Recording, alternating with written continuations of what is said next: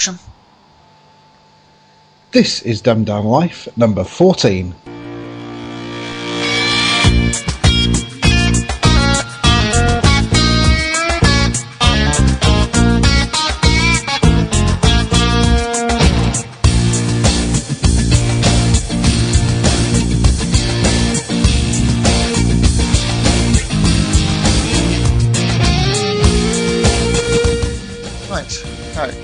Finally got it going properly. Today you have me, Darren. And me, Lance. It's been a while since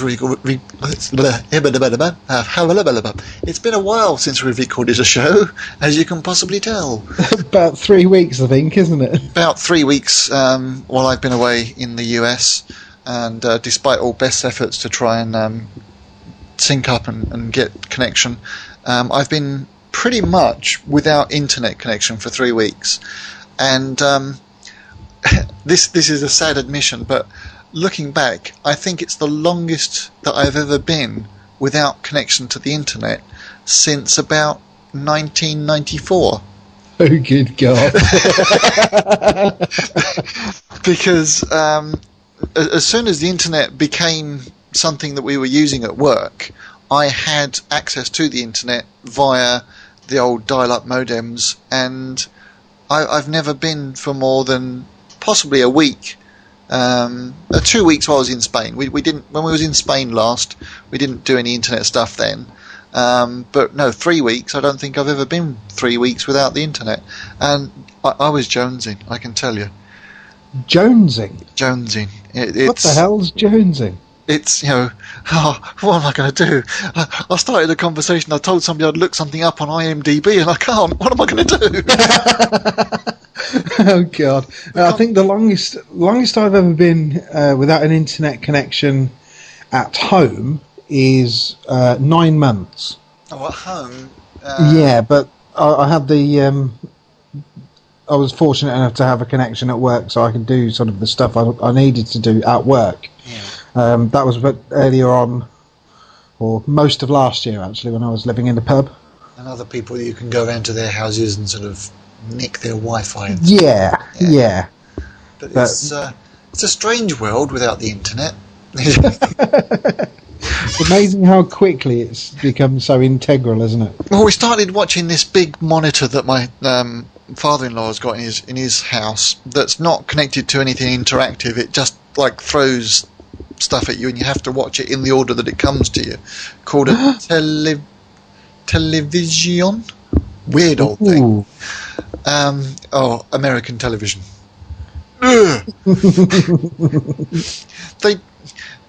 When you're watching television here, even commercial Sky or ITV or whatever, you get the introduction to the program, the first part of the program, generally about 10-15 minutes.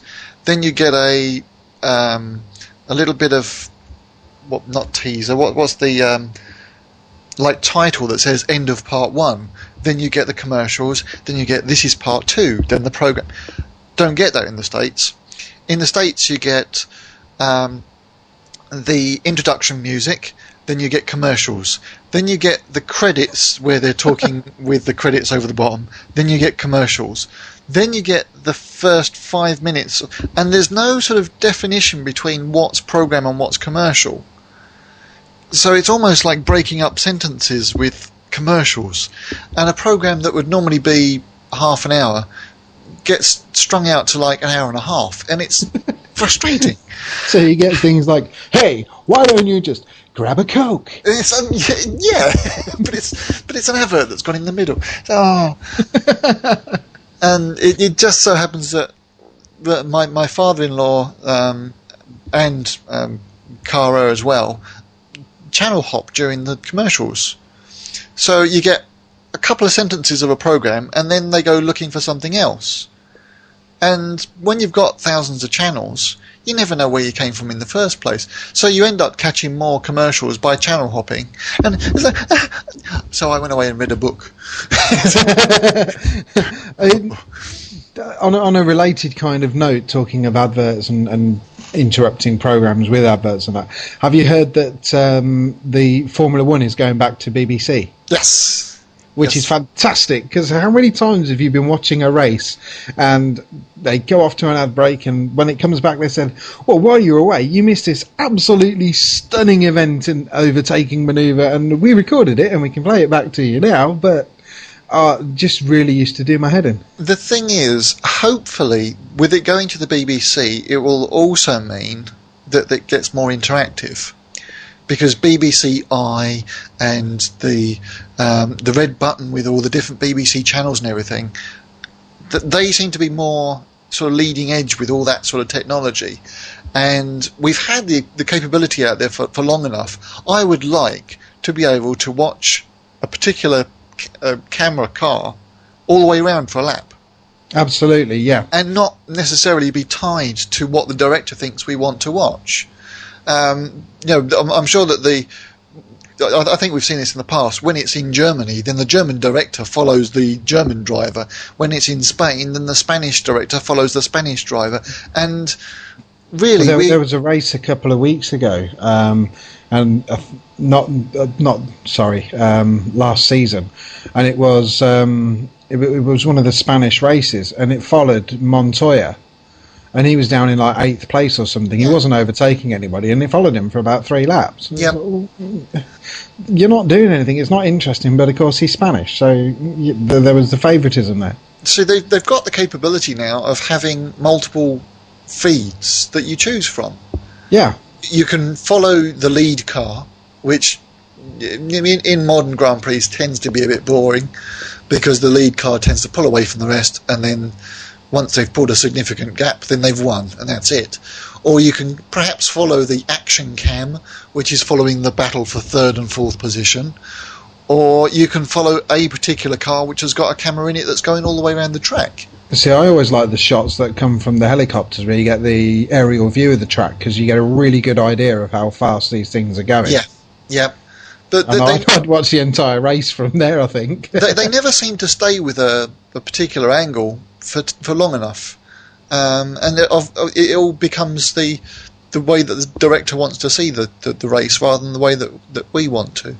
Absolutely. The other thing that I think would be nice would be using the telemetry information that's coming from these cars. You load up your own computer game, and the telemetry from the live cars is controlling the telemetry of your cars within the game. Well, that would be fun. Then you would have absolute freedom to see who's where and what and how. So a virtual replay kind of thing. Yeah, and obviously you wouldn't have the same precise accuracy as watching it on the television, but you'd then escape the problems of, but what happens if the guy gets decapitated? We don't want people to have the freedom to look at that camera. Well, okay, that's not going to happen on the 3D version. No. So you've got the freedom to sit in the race from whichever position you want. But I think it's all down to licensing more than anything else, because and equal advertising and that kind of thing. Because all the cars are advertisements. Yeah, that's a good point. Because if we choose to follow one driver all the way around, then we're not seeing the Red Bull advertising unless the Red Bull car is being lapped or is overtaking. That's a good point. Yeah. So, but the one thing I really, really, really, really do hope they do, having it going back, really, with it going back to the BBC, is please God bring back the chain for the music. Oh, I thought it was going to say bring back Murray Walker. Probably not, no, because he's... I don't know if you listened to him the last couple of seasons that he did, but he was losing it somewhat. But I really do hope they bring back the chain, because that, to me, it's one of those sort of the soundtrack of our life kind of things. Whenever I hear that song, it is definitely Formula One. Yeah. Have they changed... I for my sins, I've not been able to watch any of the races this year. Have they changed anything significant this year? Don't know, I haven't seen any yet. Oh, you've not seen any either? Okay. They've all been in bloody Australia and on at 3 o'clock in the morning and stuff. I've not been getting up. Yeah, I did one season watching everyone live as it happened, and that was extremely difficult, even though they're every 2 weeks. They did 2 in a row. Yeah. And they were both sort of early mornings. And frankly, as much as I love Formula One, they've just not been interesting enough the last few years for me to get up at 2 o'clock in the morning and sit and watch a race. I would have liked to have seen last year with the new driver leading from the off and the battle within the team. That all sounded quite interesting. Yeah, but I watched quite a few last year, but I didn't get up for the sort of the Far Eastern ones really. They're looking at how to make the competition more overtaking and more interesting. Oh, it's simple. There's an easy way of doing it. Go on. Get rid of the computers, give them a manual gearbox, and make the buggers have to drive the cars for a change. Well, what they're looking at is qualification. The faster qualifiers go at the back of the starting grid. It won't work. It won't work because everybody will go out there and go slowly around the track. Exactly. No, Yeah, that's okay. Come past. For me, the heyday of Formula One was in sort of the 80s, when there was very little. They had computers for the telemetry and all of that, but they had very little control over the car while it was actually going round the track. If they wanted to adjust something, it pretty much had to come into the pits and they adjusted it. Also, they had fuel tanks that allowed them to go for a whole race, which means pit stops were nothing more than to change tyres. Yeah. Which means if you wanted to overtake something, you had to do it on the track. The problem with recent Formula One is there is plenty of overtaking, there's plenty of position changes. It just happens while all the cars are standing still, which I'll agree from a safety point of view, much safer, absolutely. But from a spectator sport, makes it damn boring, if you ask me. So I was asked today at work. Somebody said to me, "You're a fan of Formula One?" I said, "Yeah." He said, "Who was it that won the Formula One championship in 1975?" I said, "Louder." He said, "Who was it that won the 1975 Formula One?" Should we go into music? You just kind of had to, didn't you? Is that our joke of the week? Should we go into music? Yeah, I think we ought to. All right. This is Matthew Ebel and the tags are wrong. What's it called? Downtown. Downtown. And it's not Petula Clark. It's not Petula Clark. And it's not playing either. Why is it not playing? Come on, Matthew. Oh, hang on.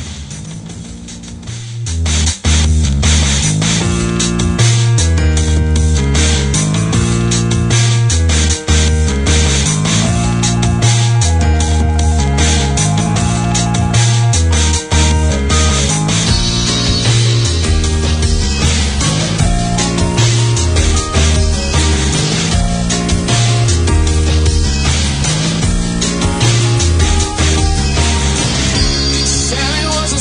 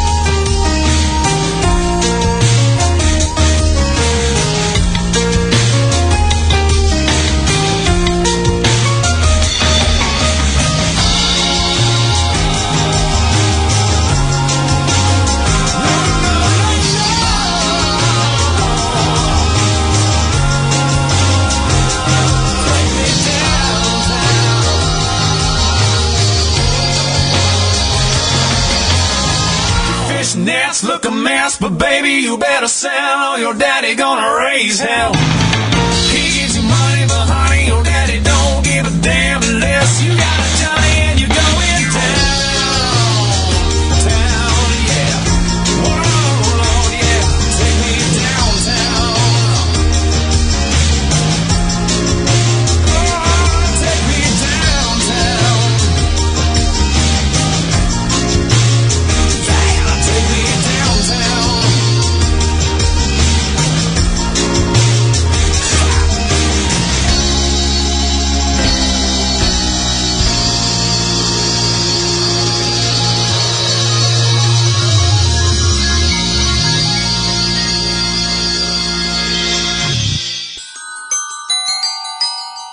We are taught that when we die, we move on to a better place, filled with the bliss of unconditional love, welcomed by those who have gone before us.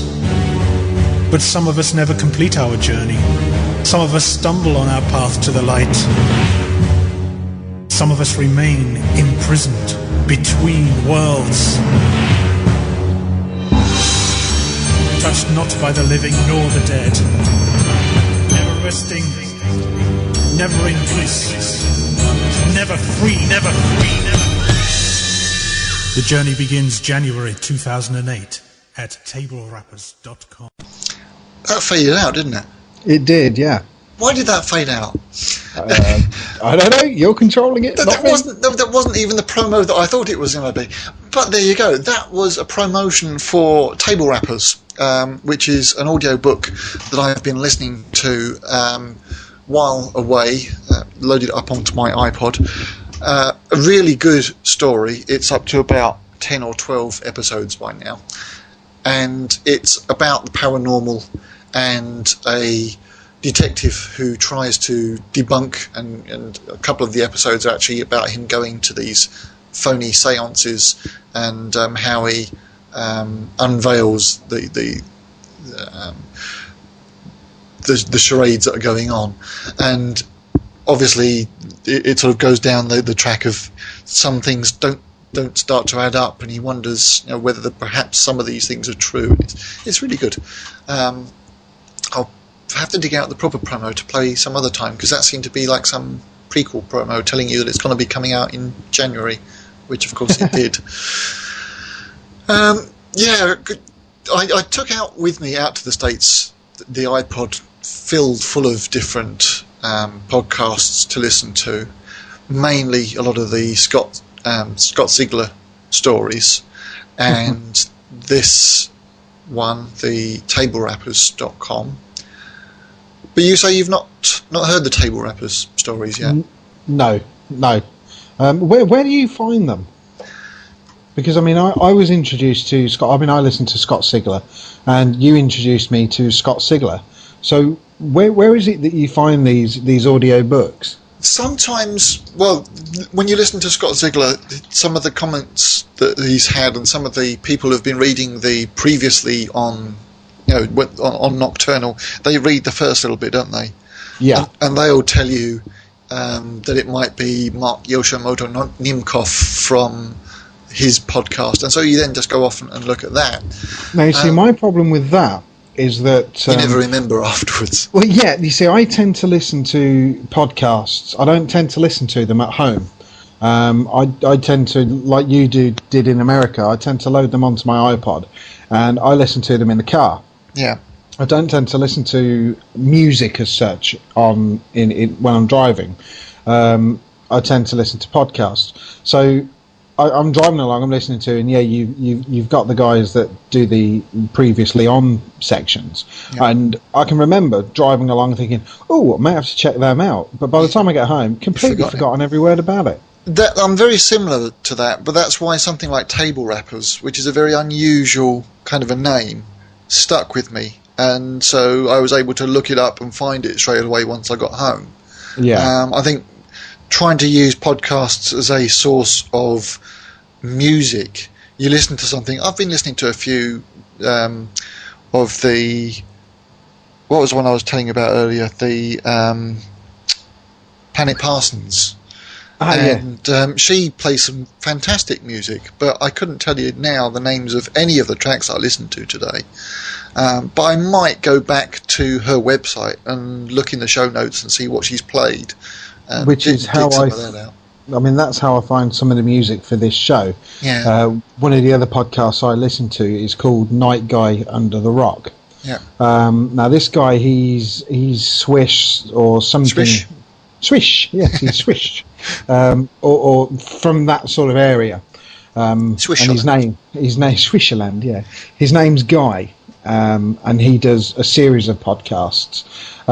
He does Night Guy Electronica, Night Guy Under the Rock, and a couple of others that I don't listen to. I don't listen to the Electronica one, to be fair. And he'll play all pod-safe music. Night Guy does folk dancing. Yeah, so I tend to listen to him, and I do take note of any songs that I like, and then I do go back and look at his show notes and, frankly, steal the songs that he's played. Oh yeah, that's what it's all about. That's one of my sources of music, and the other one being Adam Curry and the DSC, the Daily Source Code. He plays a lot of good music, and I tend to steal things from him as well. So, specifically the Tablerappers I heard from This Week in London from Paul Parkinson.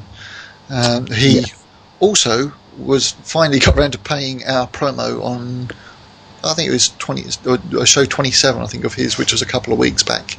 Which explains the huge jump in numbers that I noticed. Huge jump in numbers, yes. For number 12, I think it was, we virtually doubled our listeners on that one. I did mention you very it much, on 12. Mr. Parkinson. Yes. Yes, thank you. But yeah, so what other podcasts do you listen to? Well, Scott Ziegler is currently doing 2 stories at once, which is Nocturnal and Infection. Infection now, yes. So I'm listening to both of those. No. Is it infected? It's infected now, not infection. Now, what I'm not certain about, and I've only listened to the first one. Have you listened to more than the first one yet? I haven't listened to any of them because I've already heard the story. So, well, this is the thing. Is it the same story again? It's essentially, or is it the sequel? No. What it is, it's the same story, but done professionally for the. Yeah, the way he writes his stories is he writes it while he's recording the show. So, as I think Nocturnal we're up to episode 20 or something at the moment. Yeah. He's probably written up to episode 24, 25. So it's sort of a work in progress. As he's recording, he's not actually finished the book. So inevitably, there's continuity errors and certain errors that creep in. As he's got a book deal, he's rewritten it, removed all of these errors, and now he's recording the audio book himself that's going to be sort of for physical purchase. Yeah. And while he's recording it, because he's sort of loyal to his minions, he's releasing those recordings down the same stream, so we're getting to hear it before it goes on general release. It is worth listening to, because the first chapter at least is a complete addition to when it was first played. This is what made me think it might have been a prequel, because it describes a scene that was referred to when we first heard it, but we never actually heard that. Ah, right. So if there's going to be more stuff like that, then it's going to be worth listening to. Yeah. And the other thing is, when I listened to Infected the first time, I listened to it over like 2 years, rather than listening to it as it came out week after week. So I really sort of didn't get the flow of the story. See, I was lucky. It was virtually finished by the time you sort of turned me on to it, so I listened to it pretty much all in one go. Yeah. But I've been listening to those 3 stories. So it's the 2 Scott Ziegler ones and Tablerappers. I've also been listening to Worlds of Wayne. You heard that Heard one? of it and haven't listened to it. It's quite good. It's talking about local bands to him quite a lot, and interviewing these bands. He's also into music. He's a musician himself, so he knows what he's talking about, and that's quite a good one. The sound quality on that is pretty good as well. Anything else? I don't think. Oh yeah, well, Lynn Parsons' podcast I've been listening to. She went quiet for quite a long time, but now she's recording several shows a week again. Her podcasts, though, they're unusual in that they're extremely upbeat. In fact, they're almost only beat. There's very little actual content. It's all upbeat, sort of love and light and fluffy, and just makes you sort of feel warm, especially if you've just been listening to Scott Ziegler first with all his gore and his horror stories, and then you listen to Lynn Parsons telling you about her cat walking along in the snow, and it's like, oh, isn't that nice? And she tends to play a lot more softer music rather than, again, what a lot of podcasters tend to go for the rock, and she's going for some of the lighter, gentler stuff, which is just makes it a pleasant change. And each of her shows is generally only about 5 minutes, rather than any of these half-hour behemoths that everybody else is doing.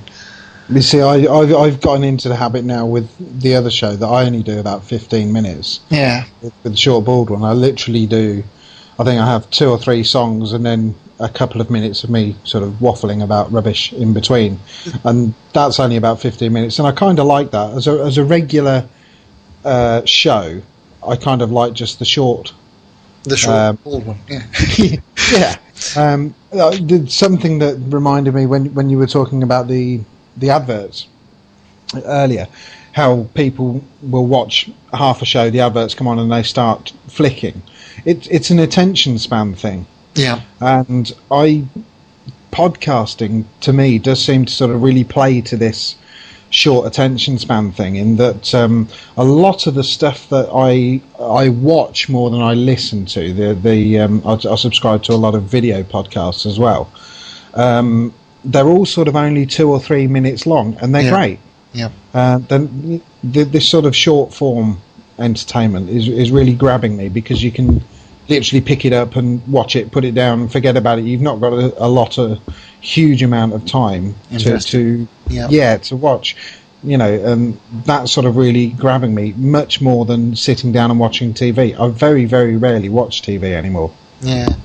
And although I will be at 6:20 on Saturday. Yeah, and in the interest of keeping this short and concise, keeping out both our listeners, we'll go on to the next piece of music. If you would like to introduce this one. Okay, this is Sevenscore and Just Like Me.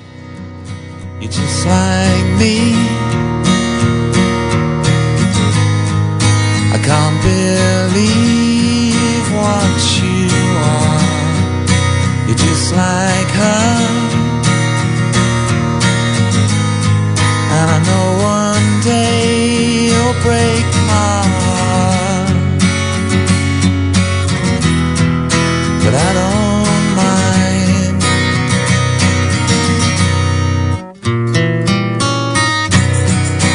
No one said I would be upside down. I wasn't real. Darling, now you turn me around.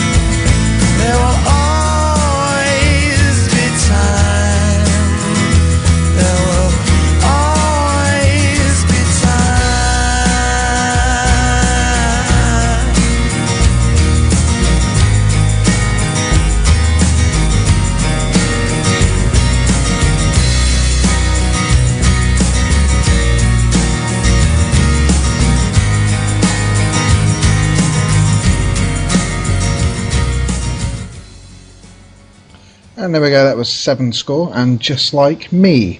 Right, I want to talk drugs. Oh, okay. Go on then. Kind of. Right, scientists have invented a new swimsuit. Well, that's what the topic said here, and then when you said drugs, I'm thinking, oh, so we've changed that topic, have we? But there you go. No, kind of, sort of. Right, scientists have invented in Nottingham, they've invented a new swimsuit that allows the swimmer to swim 5% faster than they would normally. 5% sounds quite a lot, but yeah, okay. It is quite a lot, isn't it? And it basically reduces the drag. It's a really, really tight suit that stops the muscles rippling through the water, thus reducing drag, making them go faster. Oh, so we're not just talking about Speedos here, we're talking about an entire bodysuit. Yeah. Right, okay. Yeah, it's a pretty much, an all-in-one suit. Yep. Okay. The thing that I thought when I first heard this is, wow, that's great, technology helping sports people go faster and, perform better and this, that and the other. And what I was thinking I thought, well, isn't that what drugs do? You have banned substances in organised sports because they're performance enhancing and thus give you an unfair advantage over other contenders. But surely having a suit that is purely streamlined and allows you to perform better than anybody not wearing a suit is pretty much the same as taking a drug that allows you to perform faster. Because you can argue that, well, yeah, but anybody can use that suit. Yeah, anybody can use the drugs. What's the difference? It's going back to what you were saying about Formula One. It's a case of the suit is quite visible and there's no denying that he's wearing a suit that's different. It's got the sponsor's name all over it, no doubt, because it's such a wonderful thing, and other teams can get it. Were he to jam an outboard motor somewhere, then you start saying, well, you're not swimming anymore. The thing with drugs is it's hidden. You don't know that they've taken it without testing them for it. Yeah. So but why does it matter? Well, the thing is, though, if everyone's got the suit, then you're back to the same level peggings again, so why have the suit in the first place? But if everybody's allowed the drugs? If everyone's allowed to wear flippers, where do you draw the line? My point exactly, though. The drugs are not... When we're talking drugs, we're not talking sort of cannabis or LSD or anything like that. They're not sort of harmful drugs. They couldn't swim. They couldn't swim in a straight line, could they? I know, but they're not sort of harmful drugs. They're performance enhancing drugs, and I really don't see the difference between a performance enhancing drug and a performance enhancing costume. A performance enhancing drug is hidden. It's not obvious. They're not going to stand up and say, I'm taking drugs to make me go quicker. Whereas putting the suit on, they are saying, I'm putting this suit on to make me go quicker. And more than likely, if it is 5% quicker, then either they'll have to issue them to everyone or ban them. Ban it, yeah, sure. But, it just made me think, why the big fuss about a drug? Yeah, it's hidden, but if it was legal in the sort of the sporting sense, legal for an athlete to use these drugs, then the same as a suit, everybody would be using them. But so does it matter that it's hidden? It's a commonly known thing that they'll be using the drug. If you're not performing fast enough to compete, then you take the drug. No, you don't want you don't want the Olympics to become the pharmaceutical Olympics, though, do you? You don't want it to be that, yes, they're all taking drugs, but this drug is actually better than that drug, and that's why he's going quicker. Not because but that's what's coming with the costume. He's swimming faster because he's got that costume. I suspect that will be either such a great thing that everyone will get one, or it will be banned because it's too much of an advantage. Of course, there is an easy answer to this, isn't there? Well, since you've suggested it, I'm guessing there must be. Yeah. The Olympics. Let's go back to the true nature of the Olympics and how was it performed in Greece? You'd want to watch the women's breaststroke, wouldn't you? Yeah, I know. Absolutely. Yeah. Yeah. Because if I recall correctly, they used to perform naked. I don't know. I wasn't around at the time, but it sounds about right. Kind of interested in watching the gymnastics. It then becomes people eating too many beans before doing swimming, jet propelled on the water. No, it's the Olympics is supposed to be a measure of the man. It's not supposed to be a measure of the technology or the drugs or whatever. And you don't see them sort of when they're doing the rowing, saying, well, this year they've got a much lighter boat that's been designed by Kawasaki and it's got a much thinner kit. Do you know, I'm going to hold you to that because I bet you they do. If there's as much technology in the Olympics, despite the fact that they're technically classed as amateurs, there's as much technology in the Olympics as there is in any other sport. Can you remember a few years ago when Chris Boardman won all the gold medals in the cycling? Much was made of the bike that he was using being the latest in most advanced racing bike possible. Yeah. And it was all carbon fibre and weighed about a bag of sugar and all this, that and the other. And that was the Olympics. So yeah. I really do disagree with you there. Yeah. There's as much technology in the Olympics as there is in any other sport, I'm sure of it. So you're not measuring... Yeah, I guess then in those events where there is equipment required... You're not really measuring the man anymore, are you? No, you're measuring the equipment, which leads me back to the point, well, why not use the drugs as well anyway? If they're allowing anything that makes you perform better, be it the equipment, why not let them have the drugs? I think it's a taboo because of the word drug. I think that the problem is how do you quantify what's allowed and what's not, and where do you draw the line? I think with equipment, you can say yes, you're allowed to make the bike as light as you like, but no motorized wheels or whatever. But if it comes to sort of somebody who's absolutely unqualified to be out on that track, is only able to keep up with the best of them because he's got stimulants that are driving him beyond his needs, beyond his capabilities, is that ethical? But the other side of the argument, look at Formula One. A lot of technology that makes its way into a road car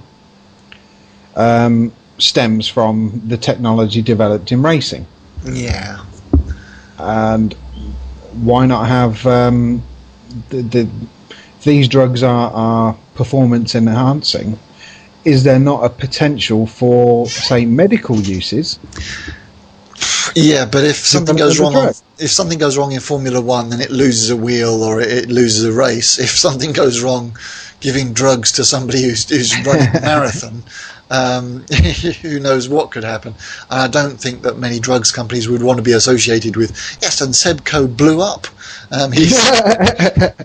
His blood pressure was so high that physically he blew every little bit of blood that he had in his body out of his nostrils. No, I don't know. Well, maybe not.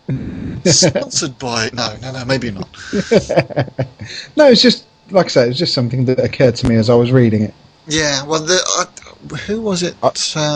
There is a sketch somewhere about the stoned Olympics, where yes, you should be allowed to take performance enhancing drugs as long as you're also allowed to take cannabis, and you give like all these thousands of people who are running the marathon cannabis, and it's whichever ones make it to the finish, not the fastest ones. Oh wow, man. Does kind of give a new meaning to the high jump, doesn't it? Yeah. Right, well, I think that's long enough, don't you? Do you think so? Yeah, because we still got to process this and write the theme tune and sing the theme tune. I could do Bagpuss if you wanted. No, it's all right. We'll save that. Oh, go on then. Instead of having, no. Tell you what. Instead of having Derek K. Miller as the outro, we'll have Bagpuss. I'm not sure I can remember it. That's it. You set the bar. You got to try and do it now. No editing. No, I can't do it. Yeah, you can. No, I can't. But can you do it while I'm talking over the top? Yeah, of course I can. Go on then. Thank you to both our listeners.